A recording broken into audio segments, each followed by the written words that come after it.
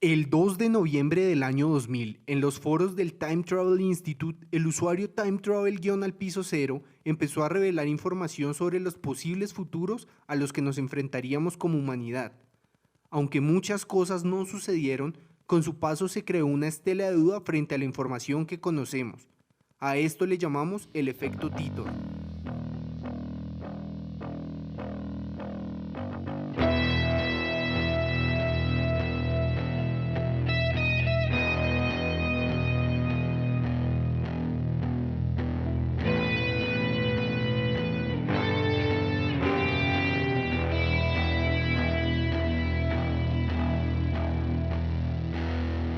Muy buenos días, tardes, noches, la hora que nos escuchen o el tiempo en que nos escuchen. Estamos en otro episodio del Efecto Titor y como siempre me encuentro con Jorge. Jorge, ¿qué tal? Muy buenas, gente, ¿qué tal? ¿Cómo están? Bienvenidos nuevamente al Efecto Titor. Espero que se diviertan en el capítulo de hoy. Claro que sí, y ahora con ventana desde su sótano está Camilo. ¿Qué más? Hola a todos muchachos, estoy muy feliz, sí, ya tengo una pequeña ventanita en mi sótano, me entra la luz del día, me siento como antes de que fuéramos forzados a retirarnos a nuestras pequeñas cuevas cada uno. Y eso, espero que mejore un poco mi audio, que me escuche mejor, perdón por la última vez que creo que los updates me estaban como interfiriendo o algo así. La verdad tengo un par de teorías y he hecho extra refuerzos en mi pequeño búnker para evitar que me escuchen. Si eres una gentilecía y me estás escuchando, vete, porque seguramente sea un secreto de ti y lo voy a divulgar. Pues después de esa terrible amenaza que acaba de meterle Camilo a los agentes de la CIA, que me imagino deben estar muertos del miedo, les comento que episodios especiales requieren de invitados especiales. Por eso hoy tenemos como invitada a la primer persona que realmente sabe de lo que habla en estos temas. Catalina, ¿cómo estás? Hola, ¿cómo están? Bien, gracias. Qué bueno, nos alegra bastante. Es muy emocionante tener a alguien que sí tiene todas las bases para hablar de estos temas, no como nosotros que nos la pasamos teniendo referencias de cómics y o películas. Y eso nos convierte en expertos. Claramente, no todos los cómics vienen con un certificado de asistencia atrás. Los míos sí. Yo creo que sí, vienen con cartón. Sí. Yo pensé que era una fuente de información válida. Pues yo estoy graduado de la Universidad de Arkham, de Metrópolis. Pues yo no sé ustedes cuántos cartones tengan, yo tengo bastantes. Bastantes también. Entonces, pues, nuestra invitada viene acá con nosotros por nuestro tema de hoy. Ella es psicóloga. ¿Nos puedes hablar un poco más acerca de lo que haces y tu carrera? Sí, claro. Bueno, yo tengo más o menos unos 5 años de experiencia en psicología clínica. En el momento estoy enfocada más en la psicología educativa. También hice algunos estudios en etología, que es comportamiento y psicología animal. Y nada, sí, me interesa mucho el tema. Si tiene pintas o si tiene alguna información sobre el comportamiento, la conducta, el cerebro en general, me gusta mucho el tema. Pues ¿Se qué viene bueno. episodio de psicología animal? Se viene episodio de cerebros, me encanta. Cerebros. Eso lo tienen que sacar, por favor. Sí, lo voy a dejar para que se quede ahí en el escarnio público. Pero antes, ustedes se preguntarán, ¿pero cuál es el tema? Les voy a dar un breve intro antes de irnos en materia. Antes de la psicoterapia moderna, antes del Prozac, antes de la estimulación cerebral profunda y el Netflix and Chill, existían trepanaciones craneales, duchas calientes y extracciones dentarias. Los anales de la medicina psiquiátrica datan desde los griegos y los egipcios antiguos, y quizá hubiera sido mejor que no exploraran tan a fondo la mente, ya que esta curiosidad tuvo como consecuencia terribles experimentos psiquiátricos. Así es, a todos nuestros oyentes, hoy vamos a hablar de los experimentos psiquiátricos. Si salieron bien o salieron mal, eso lo va a tener que decidir usted, dependiendo de lo que escuche. Yo creo que no salieron tan mal, pero es que siempre es debatible. Continuemos. ¿Usted salió? Exactamente. No, nada, olvídenlo. Aquí no iba yo. Sigan. Qué pedo. Entonces, parte de estos experimentos psiquiátricos vienen desde nosotros. Creo que muchas de las personas que conozco han sido parte de experimentos psiquiátricos, empezando por la chancloterapia. Uf, yo Claro. sí fui parte del entrenamiento con garrote. Ah, La caray, chancla es más versión autóctona. hardcore. Ujú. Sí, no, la chancla es más autóctona, ojalá de caucho o de esa que tercia el dedo pulgar del pie.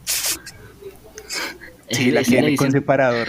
3 puntos, le dicen en Cartagena, o Exacto. trepuntada. La trepuntada que te agarra y ¡pum!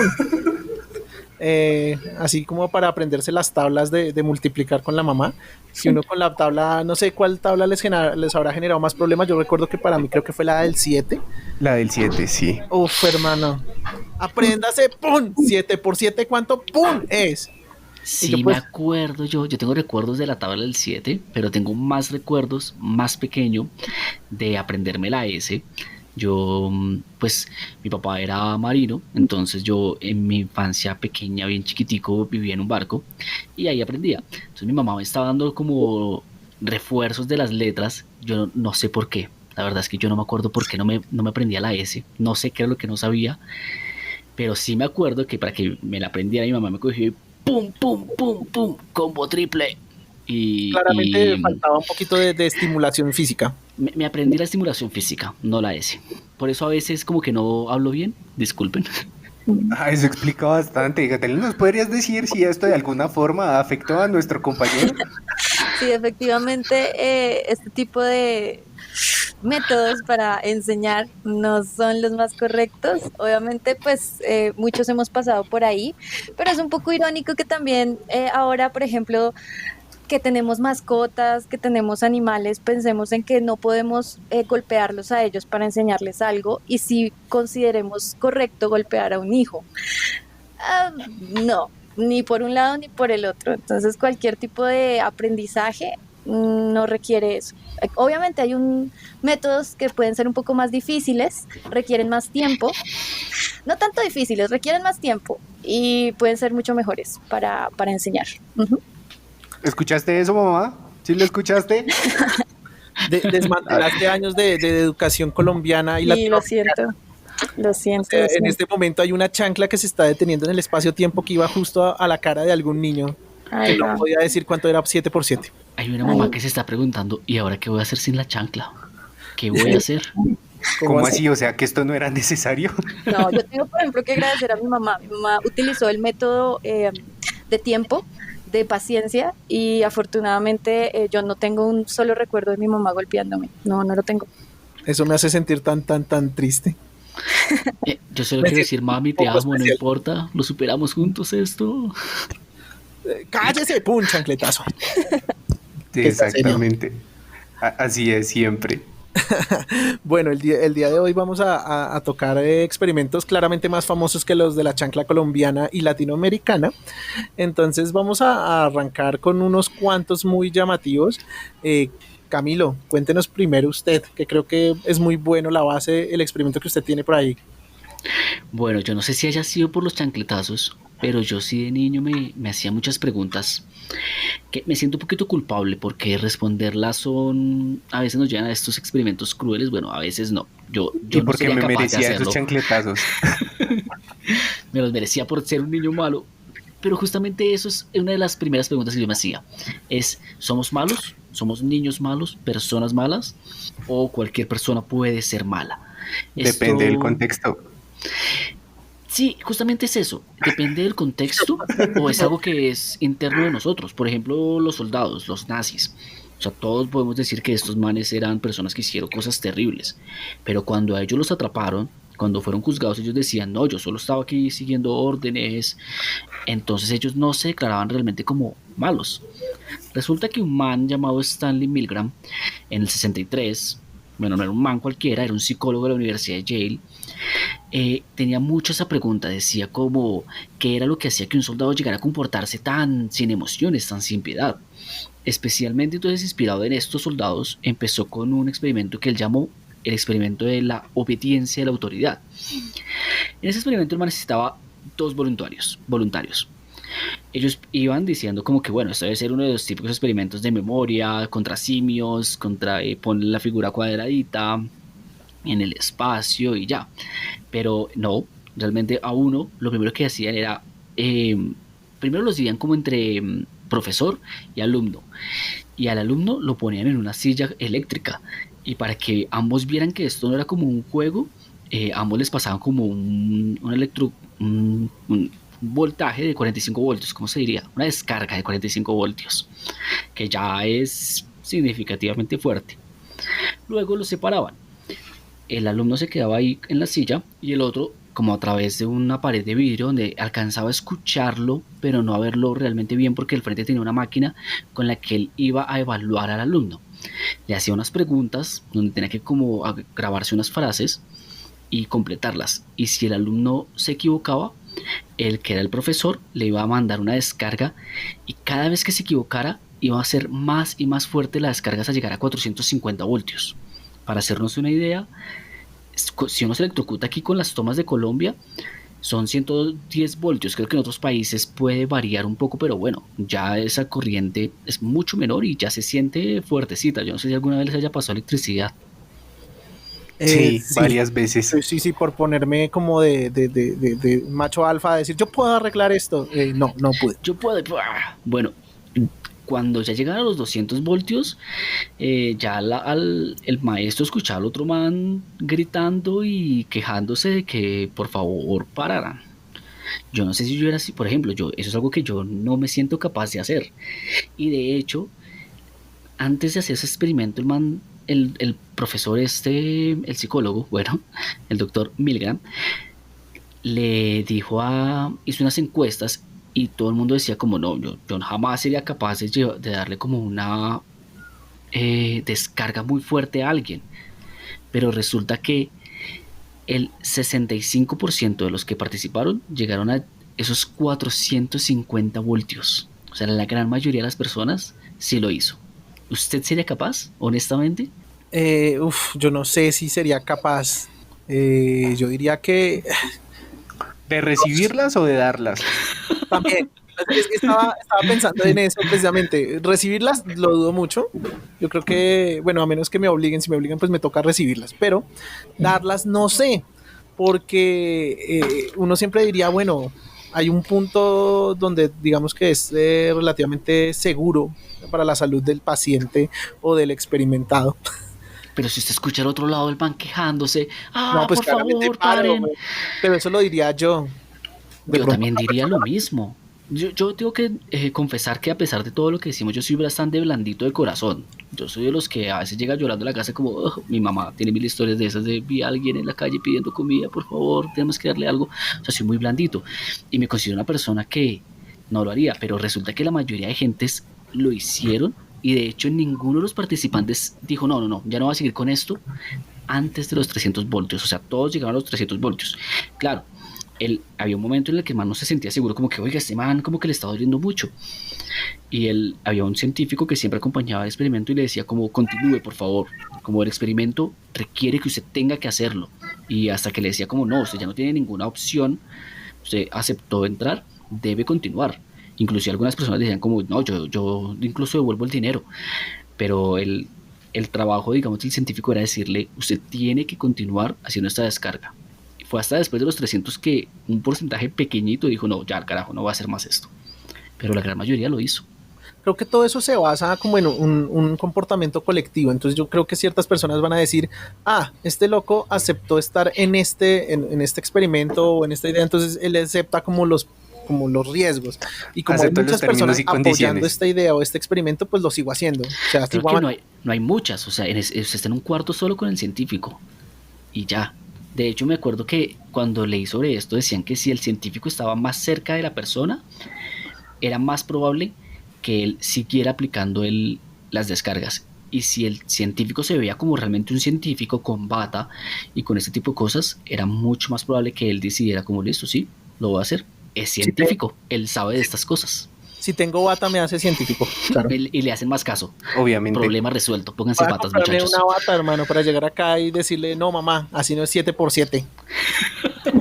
Así que adiós el chanclazo. Y le doy su chanclazo en venganza. Oiga. No a la violencia, por favor. Un poco de sano ojo por ojo. Sí, eso es el bueno y confiable. Sano, la verdad. Sí, no. No. Pero bueno, ¿de qué opino que sobre la... Por ejemplo, sobre el experimento. Ok, bueno, ese experimento en particular logró varios puntos como conclusión. El primero es que el sujeto, cuando tiene una orden de alguna autoridad, prefiere, digamos, de que su conciencia deje de funcionar y abdica a la responsabilidad. Simplemente permite que otro asuma esa responsabilidad, cosa que pasa mucho. Este experimento fue comparado con los militares y pues como estaban diciendo, con la actividad militar o policíaca que a veces se sale de control. Y este experimento pues nos ayuda un poco a entender por qué puede llegar a ocurrir eso.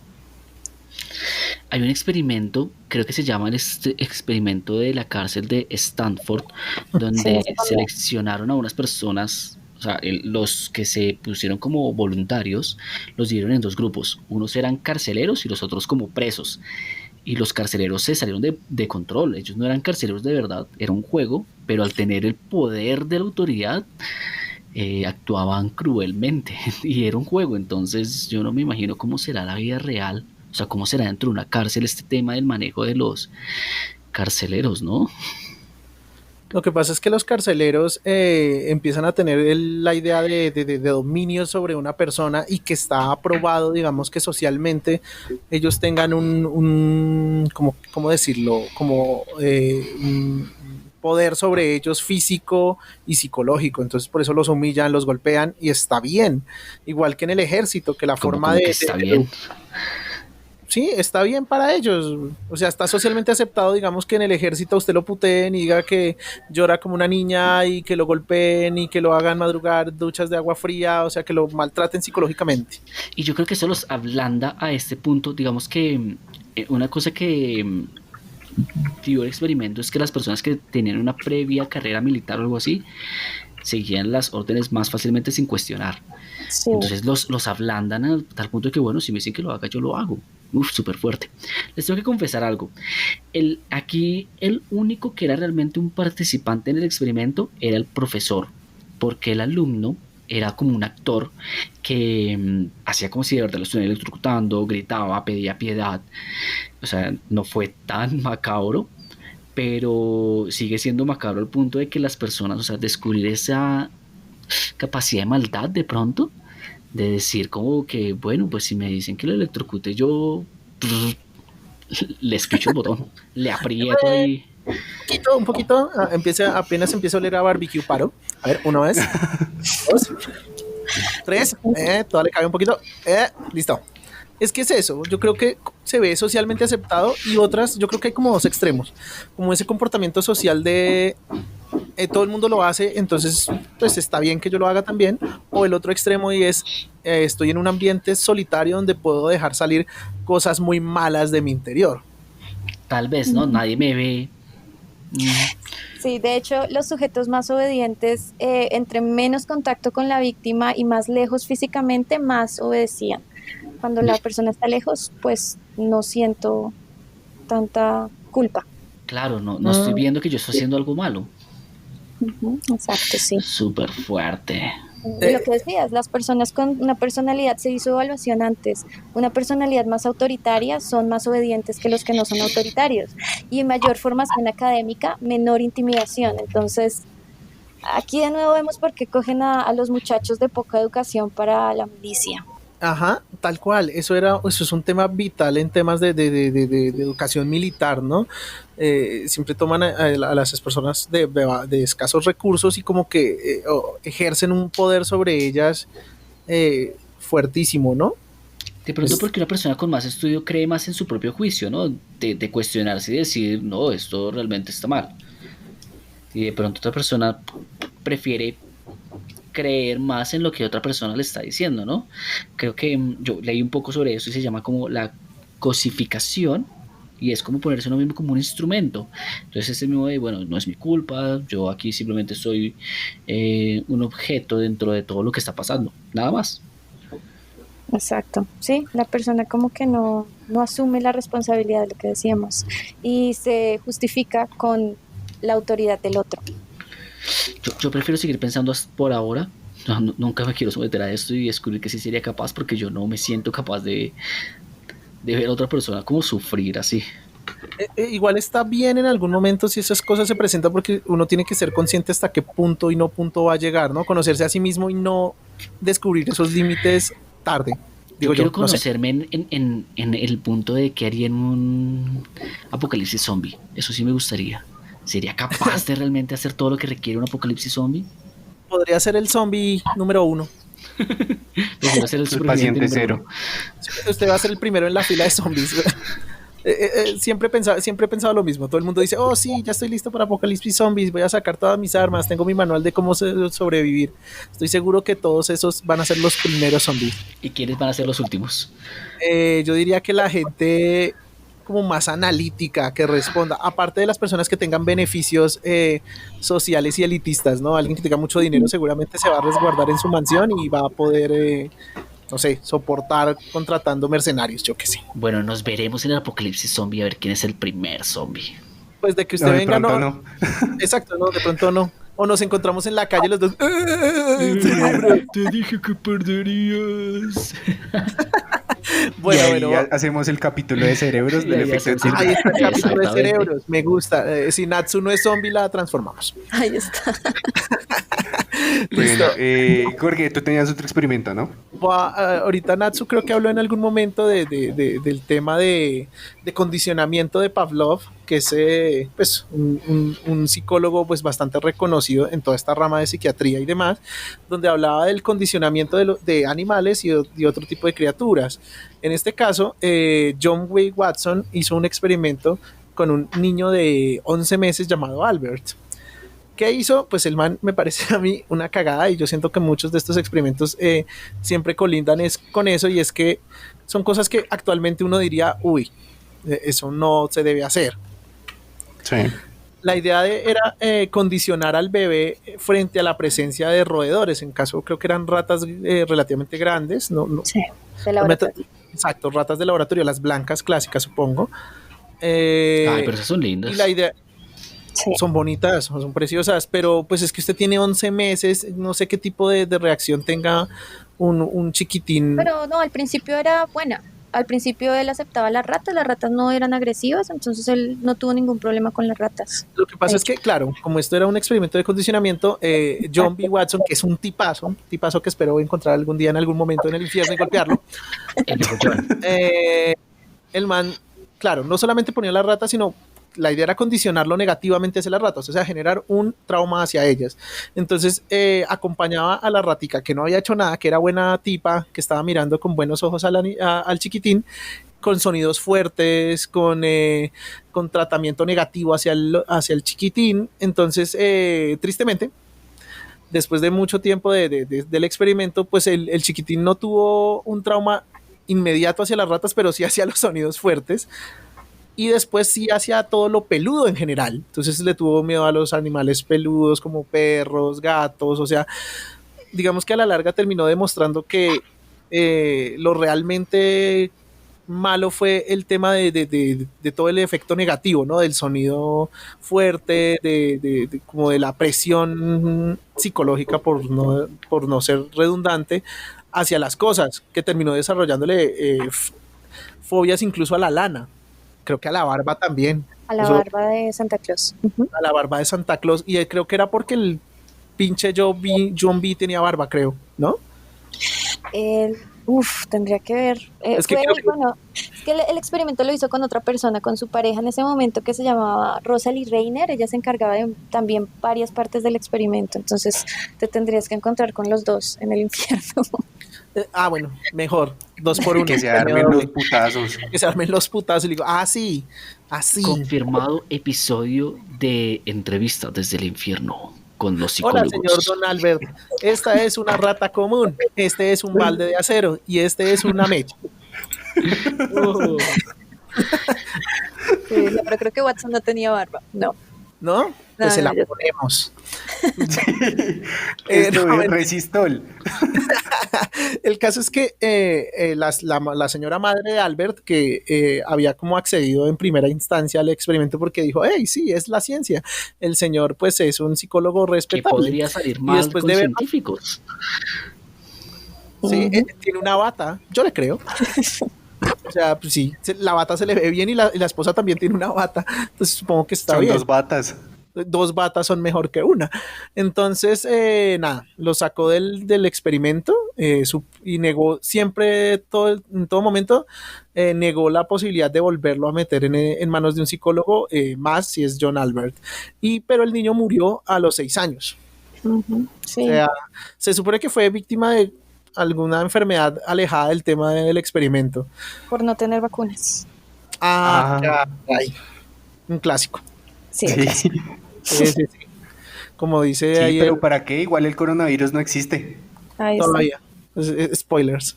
Pero entonces, digamos que ahí quería preguntarte, Natsu, el tema del condicionamiento. Se nota que no es tan fácil o plausible encasillarlo dentro de un ser humano como si de pronto, creo, es más fácil encasillarlo en un animal, como un perro, donde las cosas como la comida, que era lo que nombrábamos del experimento de Pavlov con la campanita significa comida, entonces tú empiezas a jadear, los animales empiezan a jadear porque dicen, uff, ya viene la comida. Sí. El sonido de las bolsas.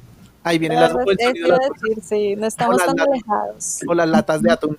Pero eso aplica también para nosotros. No tienen el típico amigo que uno está ahí y llega con su bolsita de papas fritas y voltea ahí mismo como, "Tin, dame unas, regala". Eso es O condicionamiento. las cuñas de Coca-Cola o los comerciales en los que uno escucha el hielo y la gaseosa entrando y uno ya sabe que es Coca-Cola. Exacto. La misma publicidad se aprovecha mucho del conductismo. Wow. Entonces, eso te Malditos quería preguntar. publicistas dañañan la publicidad. Esos Yo me publicistas pensé son que unos... era un tema más sensorial. Queríamos darles amor en forma de sonido. Uy, sí, Sí, es siga conductismo puro. Eso Exacto. suena de otra forma, Camilo. Sí. Es usar estas cosas para el bien de las marcas, principalmente. Se puede para todo. El bien imperialista. Por ejemplo, el estímulo de la chancleta es un estímulo que se asocia a otro estímulo. O sea, si ves chancletas te puedes traumatizar en cierta medida, por utilizar una palabra, cuando la ves, porque el estímulo que asociaste a ese objeto es negativo. O sea, ¿qué me estás diciendo que por esa razón prefiero andar descalzo que en chancletas? No, ¿Puede ser? no, es porque no tiene chancletas. Pero sí, el conductismo, hay muchas corrientes en psicología, las principales son el conductismo, el funcionalismo, que es el estructuralismo, bueno, se parece al estructuralismo, el humanismo, el cognitivismo y el conductismo. El cognitivismo, perdón, y el conductismo son las ramas que más hicieron este tipo de experimentos porque intentan explicar la mente. Y bueno, con las teorías del aprendizaje, del desarrollo, si somos desde que nacemos ya tenemos una personalidad o que la sociedad nos la construye. Esas dos corrientes han sido muy conocidas precisamente por esos experimentos. Uh-huh.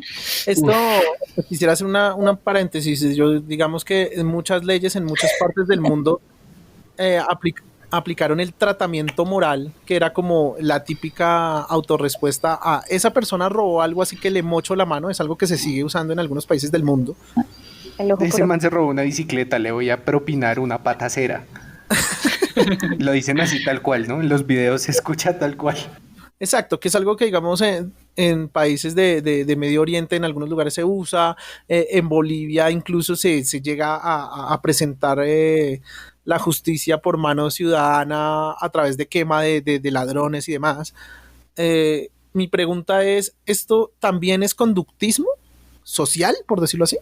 Ahí, porque en ese momento, o bueno, hace mucho tiempo no había como esa unión entre la sociología y este tipo de estudios de la sociedad, de la historia, de la humanidad y la psicología. También tenemos que tener en cuenta de que la mayoría de psicólogos también eran hombres, entonces tampoco hay estudios hasta este momento, se está empezando hacer estudios sobre la diferencia entre conducta mujer-hombre.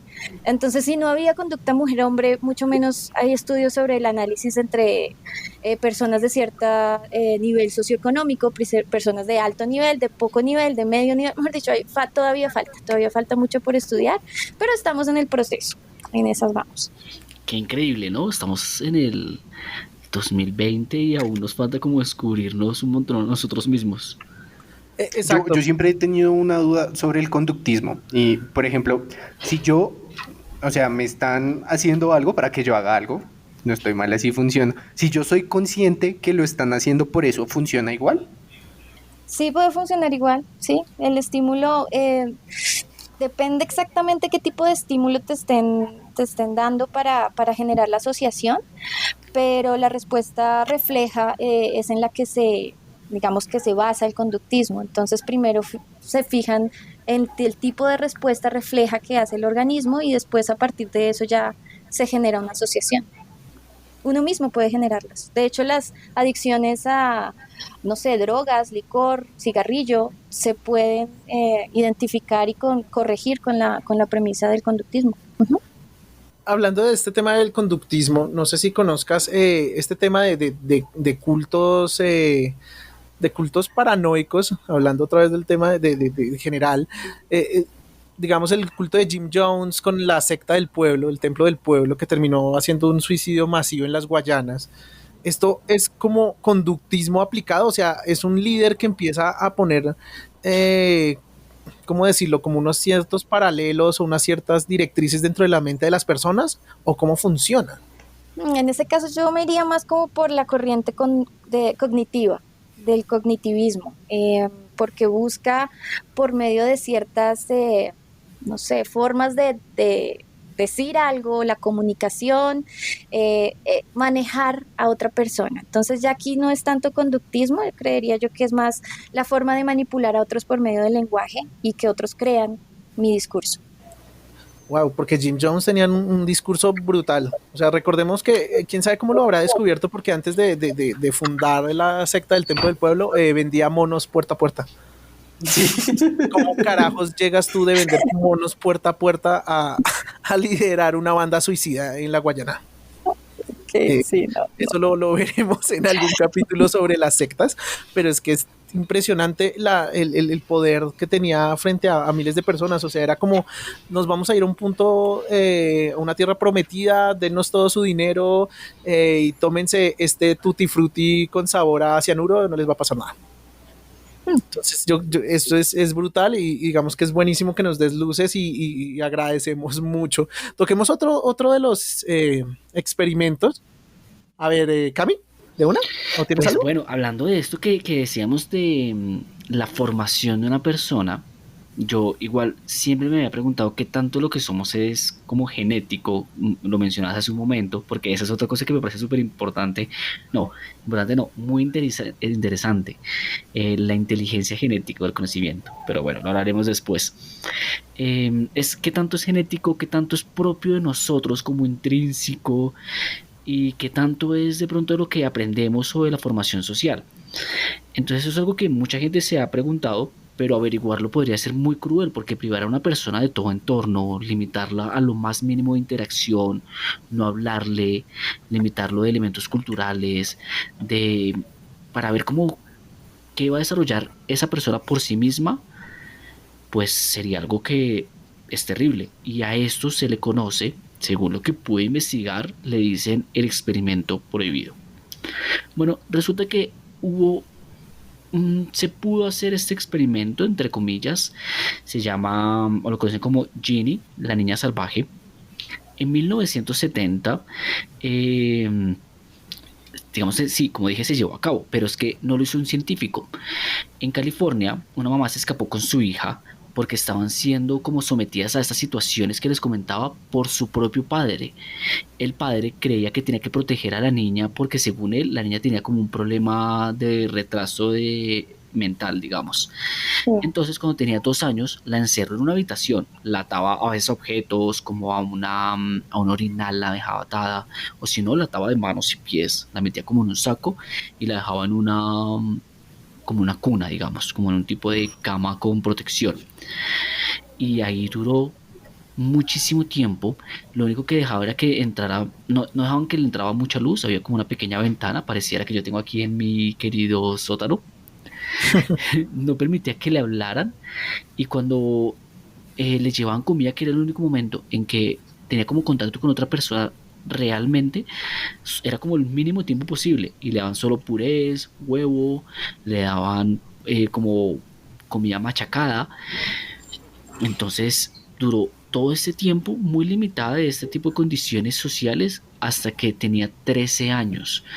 La niña Ish. cuando llegó a la ciudad parecía una niña de 6 años, dicen, porque tenía muchos problemas, no podía caminar derecha, parecía una niña chiquitica, con muy poco peso, no podía enfocar objetos lejanos, o sea, su visión para poder enfocar cosas lejanas no estaba desarrollada, no podía masticar, no podía, digamos, como hablar correctamente.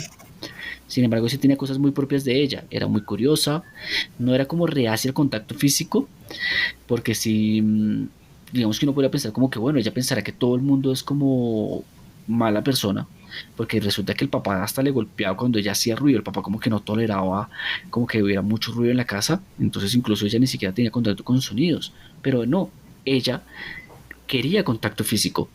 De hecho, lo pedía, una de las cosas que vi de una tesis que hizo la doctora Susan Cortis, que fue como la persona que más investigó a la niña, decía que ella, por ejemplo, el exploramiento sexual sí era parte de ella, era muy natural y era público, digamos que ella decía que era difícil como sacar a la calle porque ella en algún momento se sentía deseos, se empezaba a tocar y quería que más personas participaran con ella, era una invitación a como, oiga, venga, hagamos esto juntos.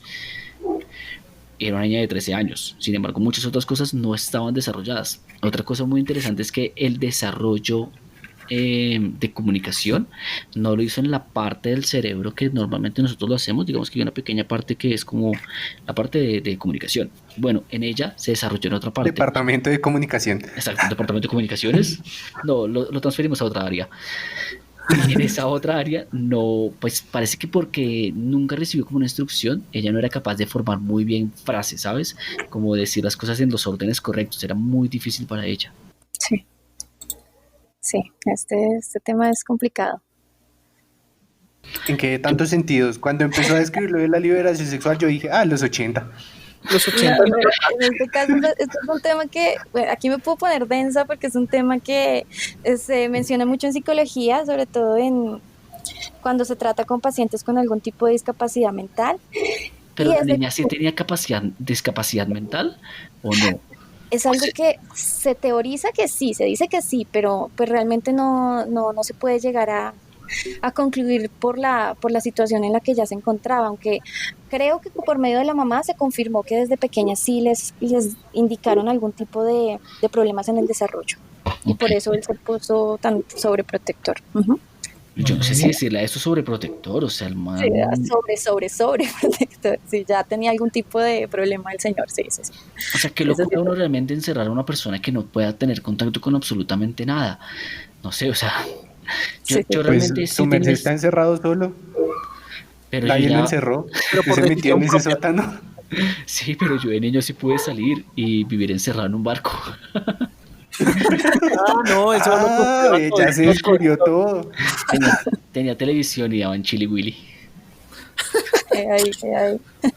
Pero no, lo que les decía con las personas con algún tipo de discapacidad mental es que hay algo que tienen entre los síntomas y bueno, en su desarrollo es la hipersexualidad. Son personas que pueden ser buscar sexualmente la actividad, ¿sí? Buscar actividades masturbatorias, buscar todo este tipo de comportamientos activamente sexuales. Por procesos básicos que tenemos. Nosotros básicamente somos seres sexuales, somos seres que buscan la alimentación y bueno, algunos dormir, las necesidades básicas, cubrir las necesidades básicas, y entre esos sí es un síntoma bastante común.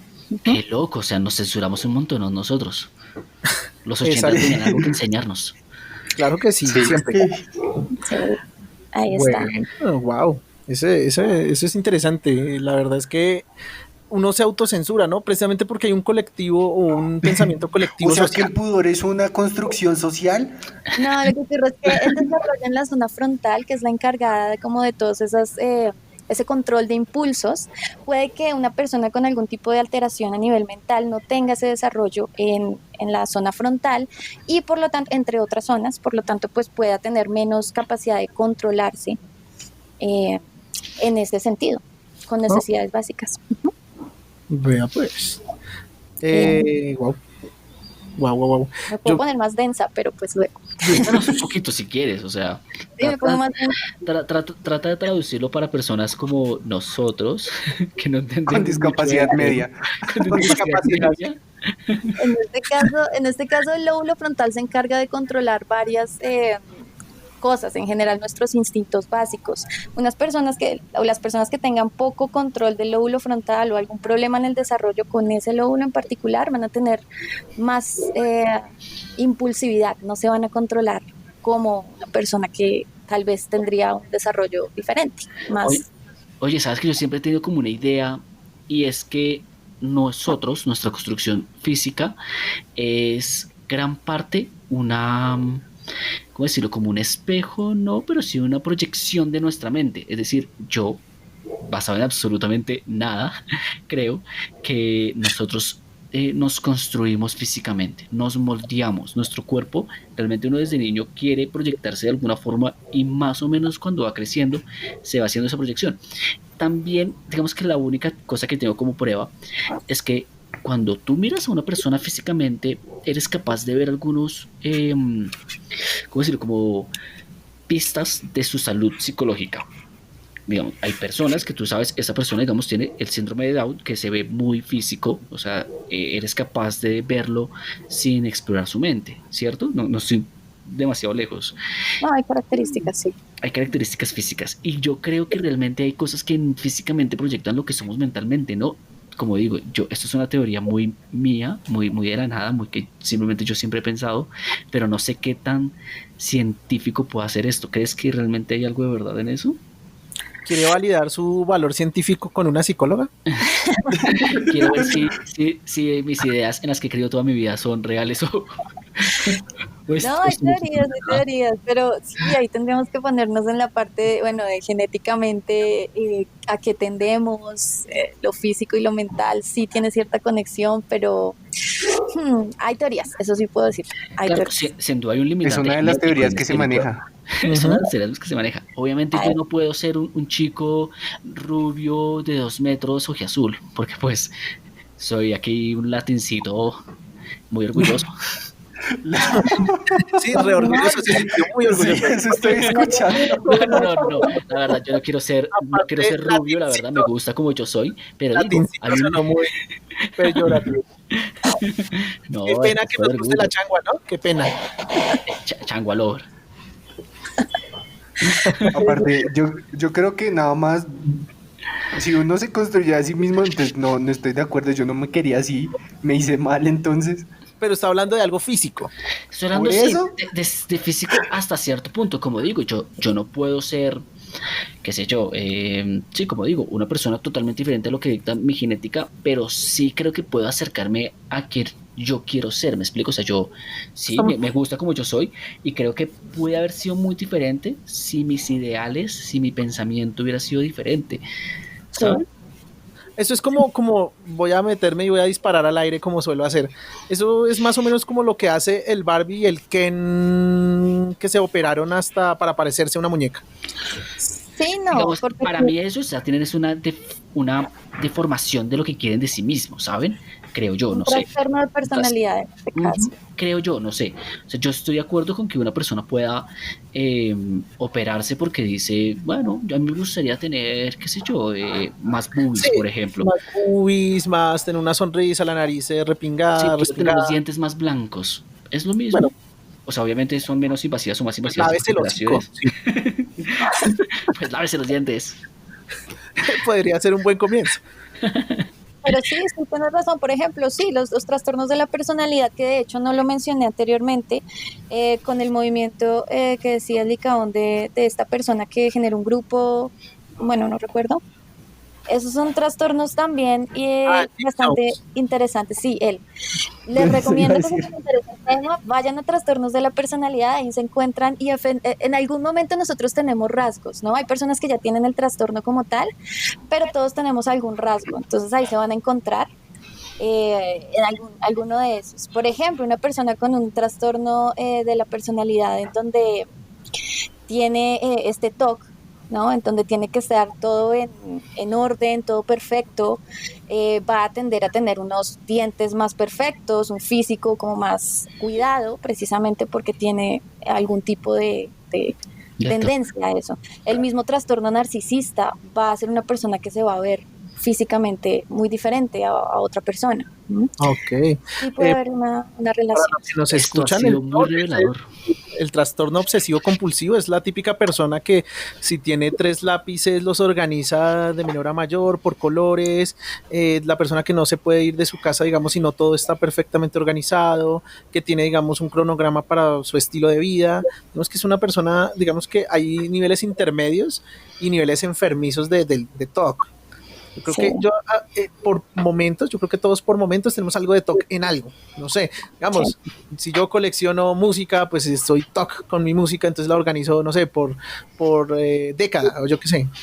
Pero esto se vuelve un punto muy alto en personas donde todo en su vida es súper, súper así, compulsivo de, oiga, no, es que yo no puedo ir a almorzar sino hasta las 12:01. Sí, tal cual. Y solo digamos como el efecto Sheldon Cooper que dice, no, es que hoy es viernes de comida china y ya, solo China. Sí, él tiene un toque. Exacto. Yo creo que Además tiene de otras cosas. Sí, sí, sí. sí, él tiene bastantes cosillas. Bueno, uy, este fue bastante revelador, este me gustó. Voy a hablar yo de algo Bote uno denso. Sí, tiene una... Uy, yo no sé si tan denso. Les voy a contar, les voy a hacer una pregunta. Imagínense que ustedes están en el medioevo, sí, bien chéveres, una que otra bruja quemada. Yo no sé si estaría muy chévere, la verdad. Pan caliente, Sin poder bañarse, sin poder cepillarse los dientes muy bien, oliendo mucho feo. popó de caballo en las calles. Delicioso, delicioso. Sí, así cool, con libros en la cabeza, como para aprender a andar. Y dice usted, a la vecina se le metió el diablo en el cuerpo. Carajo, está teniendo problemas porque actúa de una forma, digamos que no socialmente aceptable. Nada, bruja de la hoguera. Ya lo aprendimos en el episodio pasado. Sí, exactamente. Listo, voy a cambiar el panorama. Claro, una mujer es más fácil de solucionar en el medioevo. ¿Y qué tal si decimos un hombre? Ajá. Eso lo cambia todo. Sí. Es un hombre rico. Sí. No. ¿Qué hacemos? Pues yo les tengo la solución, muchachos. Y como cualquier infomercial les voy a decir, ¿tiene problemas? El cerebro no quiere, digo, el demonio no quiere salir de su cerebro, le tenemos la solución. Trepanación. Sí. Un clásico de la psiquiatría. Es, digamos que uno de los primeros procedimientos, si no el primero, quirúrgico o neuroquirúrgico. La trepanación era algo básico en el papel. No que tan básico, digamos, en la Edad Media o más o menos desde el Mesolítico, donde se tienen registros que se empezó a practicar. ¿Qué es? Básicamente es coger el cerebro, coger un cincel o cualquier herramienta y darle mazazos hasta que usted pueda quitar una parte que protege el cráneo, o sea, del cráneo, romper el cráneo y dejar expuesto parte del material intercraneal. ¿Para qué? Pues para que el cerebro, para que el demonio salga, chino. Porque sí, pues que si no, no puede salir. Sí, obvio. O sea, también metámosle lógica. Es que también es que me parece que la medicina moderna le falta eso, ser un poquito más obvio. O sea, Sí, le obvio. duele la cabeza, pues es que la tiene muy chiquita y no puede salir. ¡Pum! Un poquito de trepanación y solucionado. Un huequito para que salga el dolor. Tal cual. Entonces se dice que el inicio de la trepanación fueron de orígenes ritualistas o espirituales, dependiendo, digamos, de las culturas que lo aplicaban, pero sí sabemos que en la Edad Media se usó precisamente como lo nombré, con la idea de, oiga, chino, usted tiene al diablo en su cabeza, por eso usted de pronto tiene esquizofrenia, como la llamaríamos hoy, o usted se aislaba o tenía cierto comportamiento que socialmente no era bien visto. Entonces decían, nada como una buena trepanación en la mañana. O incluso si te dolía la cabeza. Si tenías dolor de cabeza, pues ya no tienes dolor de cabeza, ahora tienes dolor en el orificio que te hicimos. Pero solo en el orificio. Es un avance. ¿Qué prefiere, que le duela toda o solo ahí? ¿Dónde quiere que le duela? Entonces, el tema de la trepanación se une, y yo creo que voy a hacer un tópico acá para no alargarnos mucho, a un montón de tratamientos psiquiátricos o neuroquirúrgicos, por decirlo así, donde el ser humano durante toda su historia empezó a a experimentar con el cuerpo de otras pocas personas desafortunadas para probar qué cosas podían pasar. O sea, de prueba y error, nivel, señor, le duele la cabeza, páseme ese Insane, voy a solucionarlo. Ahí está la lobotomía también, ¿no? Exacto, me iba a pasar a la lobotomía. La lobotomía, según recuerdo, era más que todo, yo recuerdo mucho como el tema de vamos a bajar su índice de maldad con una lobotomía, porque usted tiene mucha maldad, es porque tiene, no sé, mucha materia gris, yo qué sé. Entonces es como voy a sacar esa parte porque esa parte es su maldad, fácil, chino. Tiene mucha maldad, se le quita. Entonces, ahí está, cosa sencilla.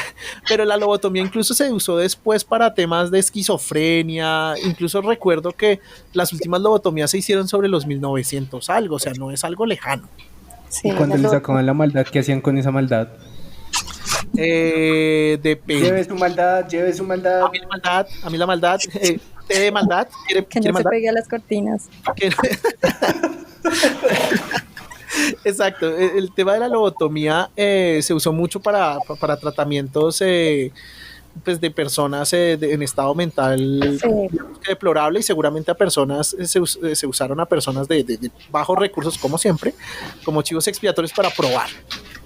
Sí, incluso personas con depresión, personas con esquizofrenia, con comportamientos que no se entendían mucho en esa época, se va para lobotomía para que se calme un poco. Y el proceso, ¿tienes cómo se hacía el proceso? Cálmese, señora, versión Edad Media. Sí. Cállese, viejo lesbiano, versión Alfredo, cálmate, por favor, versión medioevo.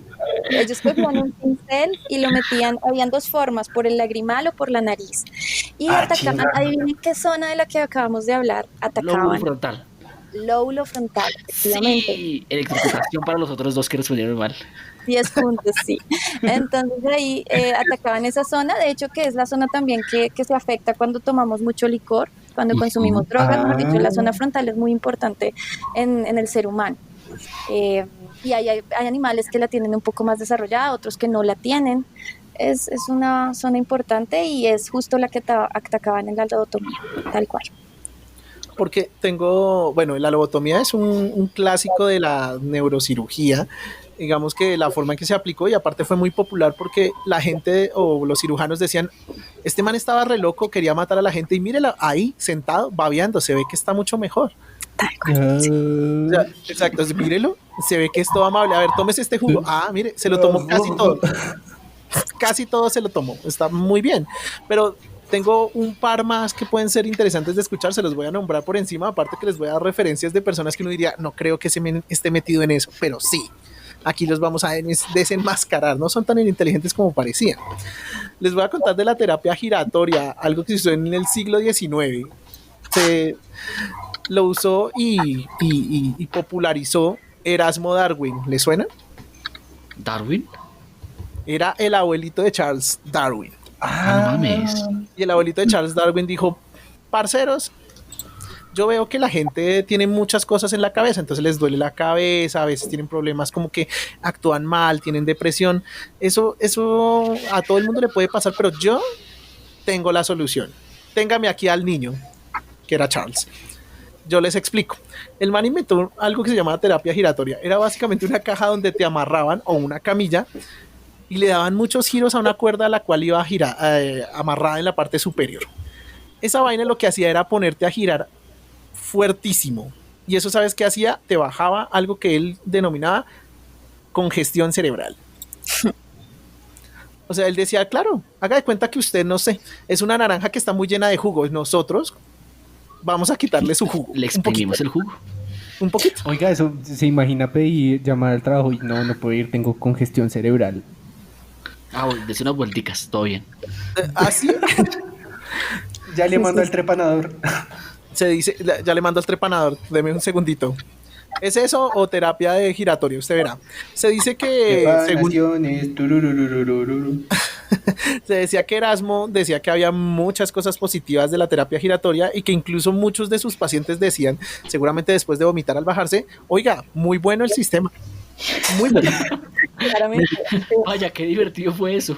Qué Parecido divertido. a la sanguijuela, ¿no? Que intentan sacar, en esa época intentaban sacar todo de alguna forma del cuerpo, muy literalmente. Entonces la sanguijuela sacaba sangre mala y este sacaba cosas malas del cerebro, cosas Ah, así. sí, ¿verdad?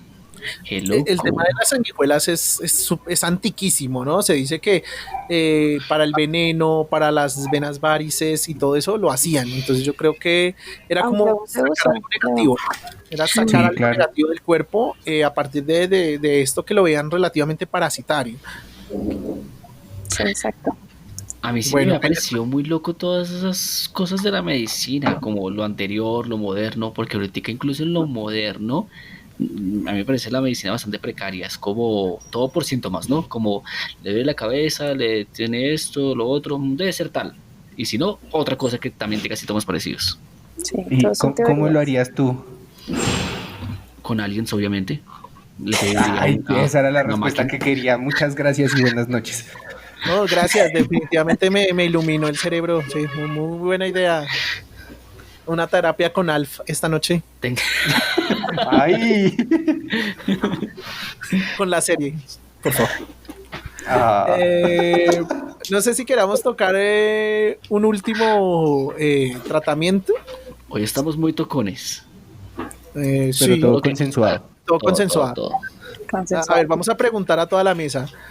Camilo, ¿quiere otro tocón? Bueno, sí, si está bueno, sí, con cariñito. Cristian, Espeluznante, pero ¿quiere, con cariñito. quiere una tocadita?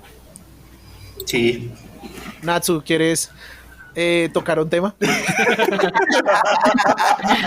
Es que Natsu es una persona casada, tengo que tener respeto, carajo. Pues aunque no esté casado, ¿no? Pero sí, sí, gracias.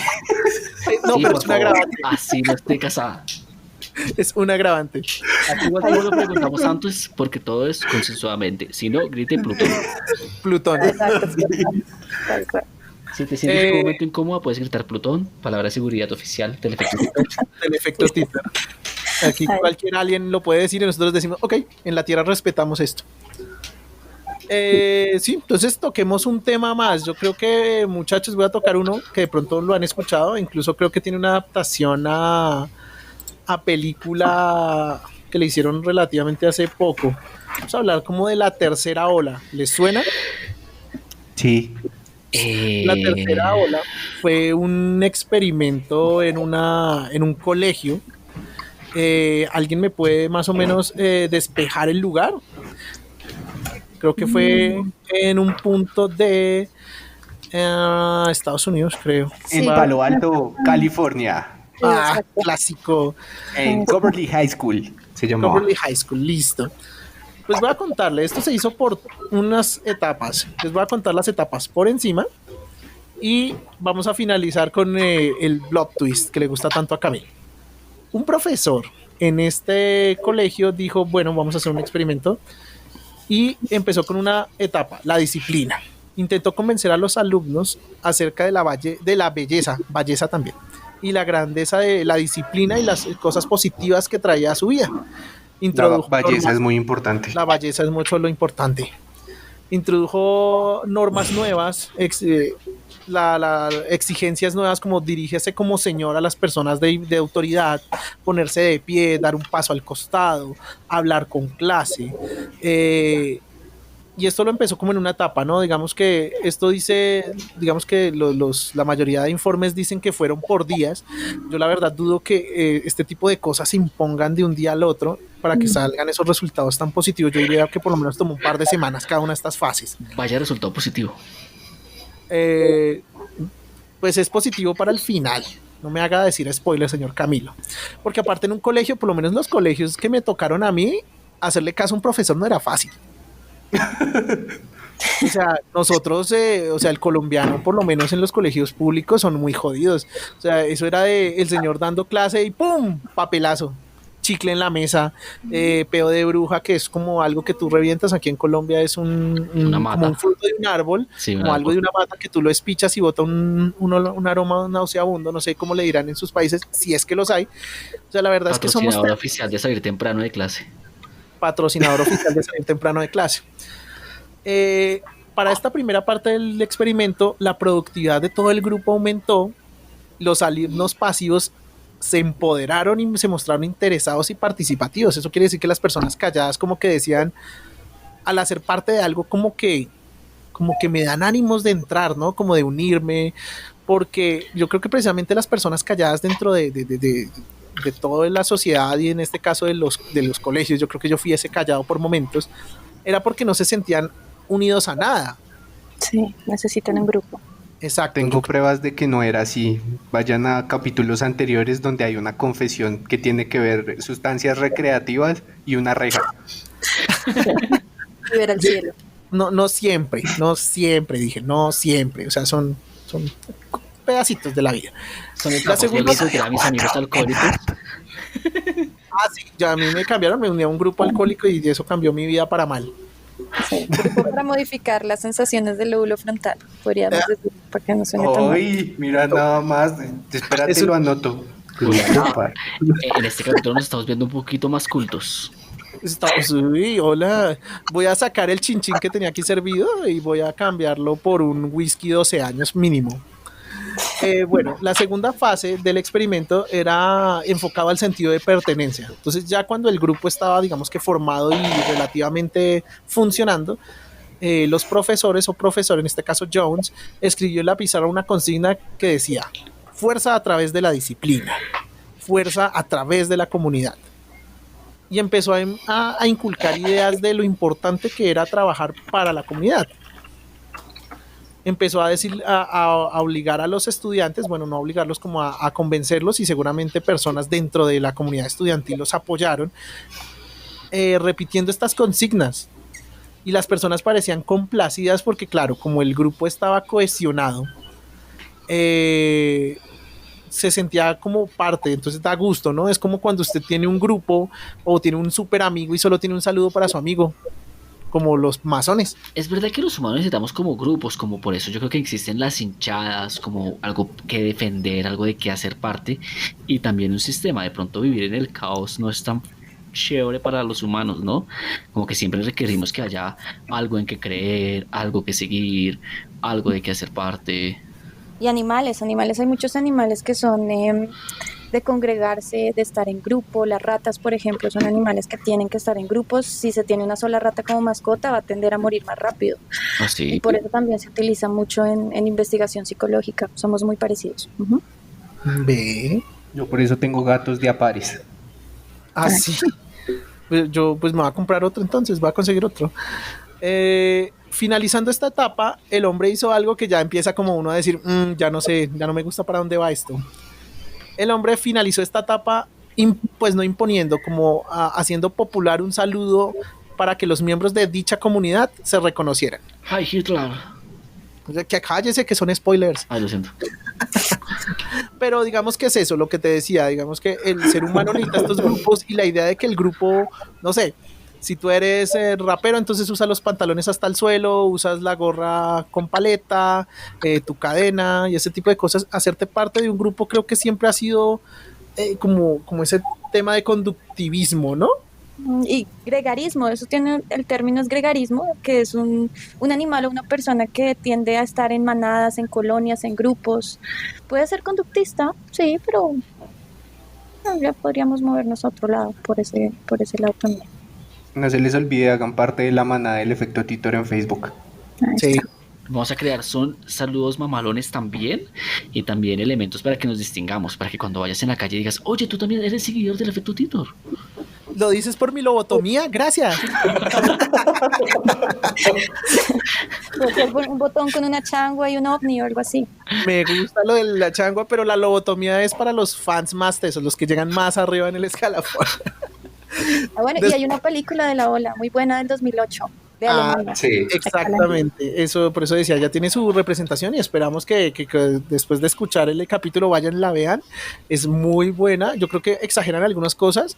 Digamos que la documentación pública, digamos que tiene ciertas zonas grises, pero sí se sabe que el experimento se hizo y es uno de esos elementos conductuales de la sociedad muy interesantes para analizar.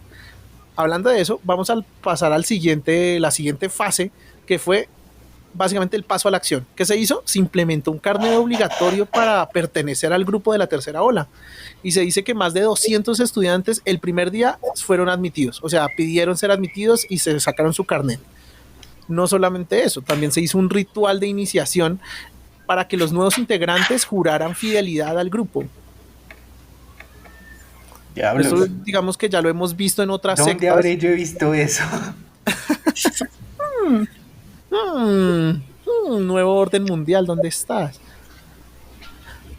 Ahora bien, las personas que de pronto no hayan sido asimiladas totalmente se veían Oiga, desorientadas. espere, ¿había una campana parqueada en el parqueadero? ¿Una parqueada ¿en dónde? ¿Campana? Quizá, solo quizá. Ah. Sí, quienes estaban anteriormente aislados, de repente se empezaron a integrar al grupo. Entonces empezamos a hablar de, digo yo, Natsu y Kata, tú me dirás si estoy mal. Esto empieza no solamente a unir al grupo, sino a segregar, ¿cierto? Sí, claro. Y Sí. tú al verte segregado tienes dos opciones, digo yo, como Jorge, y es o te sientes orgullo de ser segregado y te mantienes, que no sé qué tan fácil sea, o te unes. El asunto de ser segregado es conseguir personas que te apoyen, ¿no? Conseguir a otros segregados para de nuevo formar un grupo de los segregados. Entonces, de nuevo, estamos buscando apoyo por medio de la unión con otras personas. Si hay varias personas que son rechazadas, pues esas personas formarán un grupo, curiosamente. ¿Existe realmente el lobo solitario o esto es algo no natural en la humanidad? Puede existir, pero en general se han hecho esos experimentos también de personas varios días solas sin ningún tipo de contacto, personas que quedan, por ejemplo, en una isla solos. Nada más con la película Wilson. Exacto, Náufrago, vemos cómo tenemos esa dependencia de tener a alguien, aunque sea solo para escuchar. Podemos Sí. tener una mascota, necesitamos algo, y las personas que no tienen ese contacto tienden a empezar a tener alucinaciones. Sí, porque eso es Yo, por muy ejemplo, bien. aquí tengo a mi amigo Co y Fi. Juntos hacen coffee y charlamos muy bueno. Camilo ya está más fumado de lo normal, me preocupa mucho. Cada día Digamos, me preocupa practicarle más. una lobotomía urgente. Oye, no te metas aquí con mi amigo ni conmigo. Te mando a coffee. Mandó a Coffee. Coffee le pintó una cara a su mug favorito. Coffee me defiende. A lo que iba es que es muy normal porque el ser humano es un individuo netamente social, porque incluso la idea en la niñez del amigo imaginario es, según sé, aceptada y natural para el psicólogo. Sí, ocurre sobre todo en niños que son hijos únicos. Ahí necesitamos no solo el asunto de grupos, sino también pares, personas de nuestra misma edad, con nuestras mismas condiciones sociales, psicológicas. Eso también buscamos. Eso es normal, pero ¿es normal que Camilo tenga amigos imaginarios en este momento? Puede ser, ahí ya tendríamos que ver exactamente cuál. Oye, ¿quién estás diciendo imaginario? A Coffee. Y por ver, ¿estás queriendo decir que tenemos que abrirlo? Hay que abrirlo, ¿verdad? Sí. Es lo que deberíamos hacer, ¿sabes? Podría me poner parece como voluntario, podría ser chévere, sí. está deschavetado este muchacho. Va a seguir al penúltimo de las etapas, el orgullo, se le denominó, y fue cuando el profesor Jones y demás entidades encontraron un grupo de 80 alumnos completamente silenciosos y les empezó a hablar del orgullo nacional. La importancia de hacer un país mejor, de una nación, de un planeta mejor. Eso es súper loco, eso pasa todo el tiempo en Estados Unidos. O sea, yo siempre he pensado que ellos tuvieron una formación tan fuerte con eso de que somos lo correcto, lo que está bien, que hay un convencimiento absoluto en que son la meca de la humanidad. No tengo la voz de los. Make America Great Again. Make America Great Again, exacto. Yo creo que mucho de esos momentos de los partidos políticos se basan en ese tipo de plenarias donde usted llega y dice, sí, es que nosotros estamos bien, somos superiores por esto y esto. Yo creo que mucho de eso se basa precisamente en esto del orgullo, se basa la tercera ola, diciendo que ellos pueden ser un grupo que va a traer el cambio. Y yo creo que tras de que usted está en un grupo y se siente aceptado, se siente parte, la idea de que usted puede transformar una sociedad es brutalmente poderosa. De ahí viene la misma colonización. La colonización tiene la idea de que eso, el indígena era menos y el que colonizaba era más. Y empezaron con esa idea hasta el punto de llegar a eso, lo que Estados Unidos tiene en este momento, por ejemplo. O el pensar que Europa es mejor que Latinoamérica, cosas así. Es una idea que tenemos ya metida en nuestro cerebro. Es que es impresionante. Bien, les voy a contar el desenlace de esta bella historia y es el último día del experimento. El doctor Jones cita a todo el grupo al patio del colegio. Dice, bueno, llegó con bigote.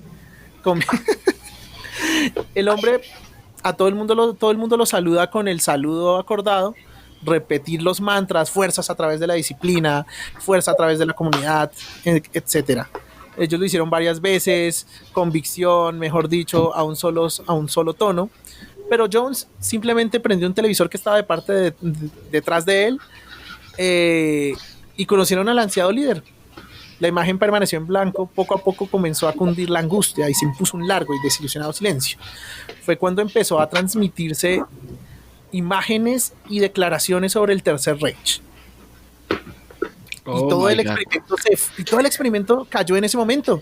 No hay ningún líder, no hay ningún movimiento nacional, no hay ninguna tercera ola. Han sido usados y manipulados. No sois mejores que los nazis o alemanes. Solo son iguales a las personas que han estado estudiando, porque incluso ellos habían estado estudiando sobre los nazis meses antes, según el experimento. Y aún así no se percataron de los paralelos. Vaya. Se dice que muchos alumnos lloraron, otros se levantaron, se fueron. Entonces otros armaron mini guerrillas. Y otros se armaron. Se fueron a Argentina, a Latinoamérica, a crear pequeños grupos nazis latinoamericanos posguerra. Entonces, ese es el cierre del experimento de la tercera ola. Y yo creo que, digamos que este es uno de los que yo siento que es un experimento que nos muestra, como decíamos con Cata, parte de conductualismo y de otras corrientes psicológicas, y de cómo el ser humano, incluso teniendo a la mano la historia, no es fácil percatarse de qué se mete, a qué no se mete. Lo que hablábamos de Jim Jones y la secta del Templo del Pueblo, que es un caso donde un líder de una secta saca un montón de estadounidenses y los lleva a la Guayana Francesa, donde tiempo después, por presiones gubernamentales, terminan haciendo un suicidio masivo. Y vemos que hay otras sectas que se mantienen. En China hay la secta hay una secta súper grande. En Estados Unidos hubo la secta de Stargate. Y siguen habiendo sectas. La cienciología en cierta medida es una secta. Sí. Toda religión, ¿no? De cierta forma creemos en algo por fe. Es decir, no tenemos como una prueba real, pero necesitamos creer en algo, ¿no? Uh-huh.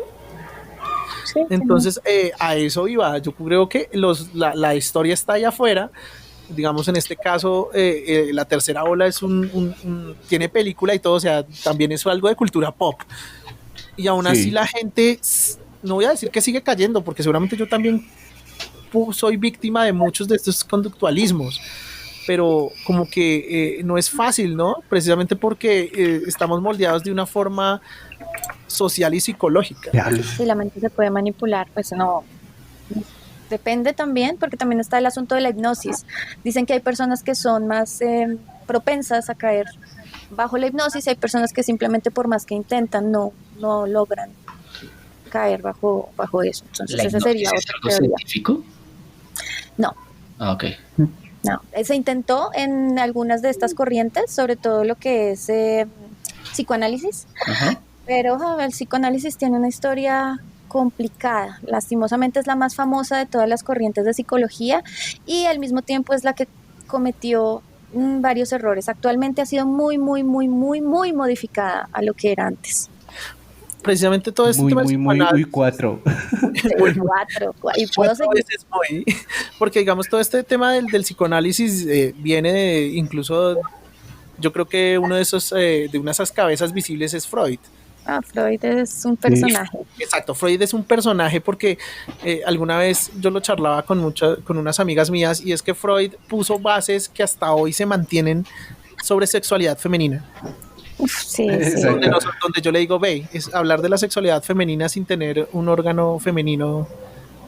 Uno, digamos que se le aprecia el análisis, pero digamos que el machismo en muchos puntos segregó a la mujer en cuanto a sus comportamientos sexuales y su sexualidad en general. Entonces, todo lo que tenemos de sexualidad en Occidente está básicamente en los pensamientos machistas o del lado del hombre. Nada más con la histeria. Con la histeria hicieron muchas cosas que no son las más correctas. Hay películas también sobre de ahí viene la histerectomía, que ya es un procedimiento médico para ciertas condiciones de salud, pero sí, la histeria, pues de hecho la raíz etimológica es por mujer, ¿no? Pero sí, fueron cosas especiales. Y pues Freud, él hizo escritos sobre la cocaína, él era bastante adicto, por buscar otra palabra. No, era muy fan de oler mesas. Era muy fan de oler mesas, entre otras conductas que eran de dudosa ética y moral.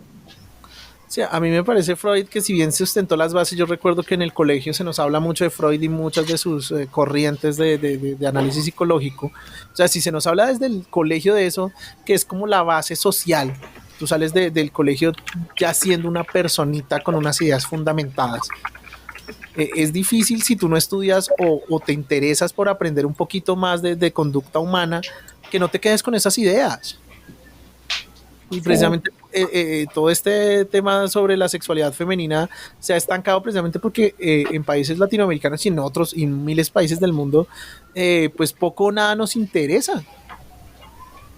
Nos quedamos con la idea y pues como Freud... por favor, date cuenta. Exacto.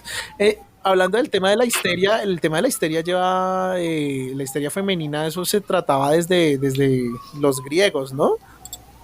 La histeria femenina, no estoy segura bien de si desde los griegos, creo que fue un filósofo que habló sobre enfermedades mentales en mujeres, y eso generó también, pues ya, es que es lo que tú dices, son hombres hablando obviamente eso no quiere decir que no hablen del tema, pero sí es bueno tener el acompañamiento de alguien que ha vivido o vive la situación. Entonces, si solo lo hablamos desde el campo teórico, vamos a tener varios errores en lo que es la práctica, y pues ellos hablaban solo del campo teórico, lo que observaban, lo que creían. Exactamente, y precisamente porque venimos de una historia totalmente machista donde las mujeres poco o nada podían estudiar, pues claro, toda la razón la tenían los hombres y los hombres decían barrabasadas, como es que la histeria es porque a la mujer se le desplaza el útero del cuerpo, entonces hay que quitárselo.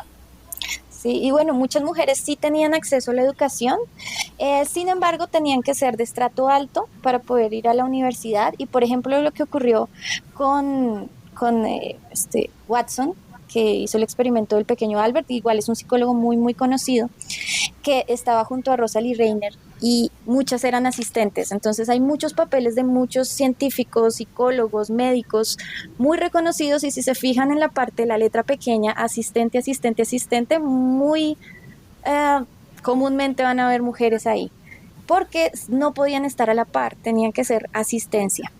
La única rara, extraña, diferente fue Marie Curie, gracias al esposo que le dio su posición, porque si no, fácilmente hubiera estado el nombre de él, como asistente hubiera estado Marie Curie.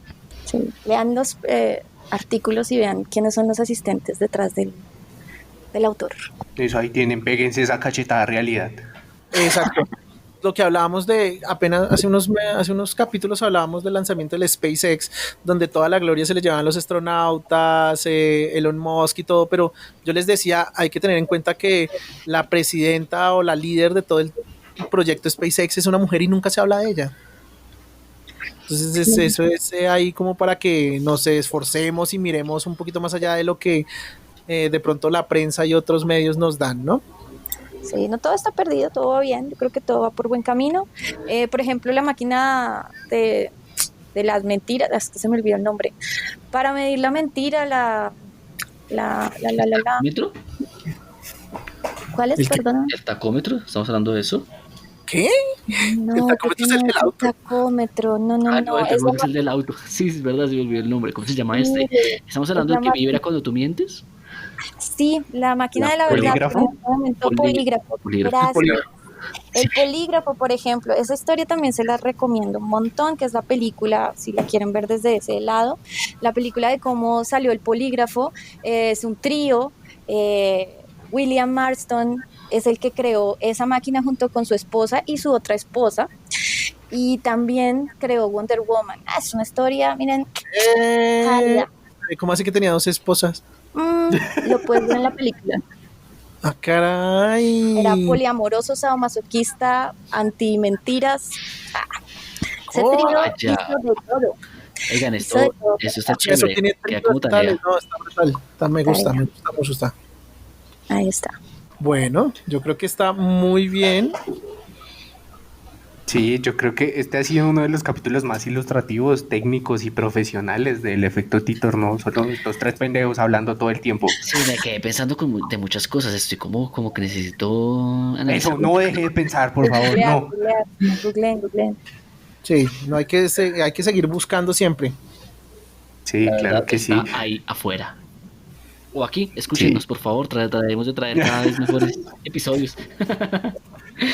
Vean, ya maduramos, ya Camilo puso ventanita para que lo escuchemos mejor. Eso es un avance. Para saludar al vecino topo que está al lado. Hola, vecino topo. ¿Qué tal? Mira, te presento a mi amigo el café. Coffee, perdón, es que es muy anglo. Bueno, yo creo que está muy bien para cerrar este capítulo. Estamos muy agradecidos con Catalina por habernos acompañado hoy. Creo que fue un poquito denso por partes, de pronto muy educativo. Voy a llamarlo así, muy educativo. O sea, hoy aprendimos cómo se hace una lobotomía, las 2 formas, si no funciona el fuego, qué hacer, qué parte del cráneo romper. Hoy Licaón aprendió la palabra conductismo. El reto es cada vez que usted escuche a Jorge decir la palabra, tómese un shot de algo.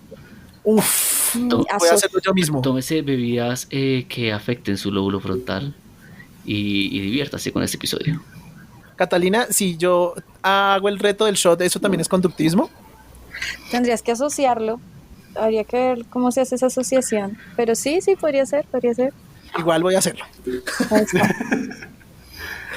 Pues bueno, muchísimas gracias por escucharnos. No se les olvide que nos pueden seguir en nuestras redes sociales, en Facebook como El Efecto Titor y en Instagram como Efecto_al_piso Titor.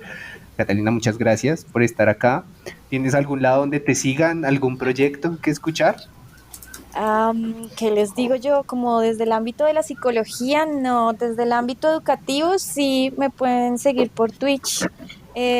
Ahí estoy enseñando por medio de los videojuegos inglés. Entonces, pues me parece interesante. Natsumi JK. Y no, pues agradecerles a ustedes, los estoy siguiendo desde hace un tiempo. Me parece una excelente forma de hablar de estos temas y pues estoy muy contenta de haber sido parte. De verdad que sí. Muchas gracias. Gracias por acompañarnos. De verdad. A nosotros nos encantó que estuvieras con nosotros. Seguramente no va a ser la última vez. De verdad, muchas gracias. Nuevamente la invitación para que sigan a Catalina. Lo vamos a poner el link en los show notes para que la sigan en su Twitch. La verdad es que se aprende inglés delicioso y se ve juegos muy chéveres. Yo la verdad es que ya no pienso comprar Spider-Man porque lo jugué con ella. Lo estuve ahí. Lo aprendí en inglés. Y yo, oh my God, no, Peter. No, Peter. Qué buen inglés, qué buen inglés. Yes, I am ready. Pues bueno, no siendo más, muchísimas gracias por escuchar este capítulo y nos vemos la próxima semana. Chao. Adiós. Chao. Goodbye.